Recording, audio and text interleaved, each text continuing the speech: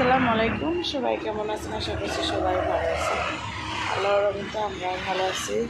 আমার বেলকনিতে আজকে এই ফুলটা প্রথম ফুটছে। এই যে দেখাই, আজকে প্রথম দুইটা ফুল ফুটছে।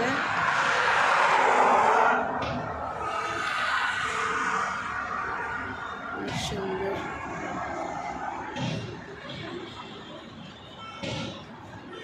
আপনাদেরকে সকালবেলা ফুলের শুভেচ্ছা। দেখেন কত সুন্দর।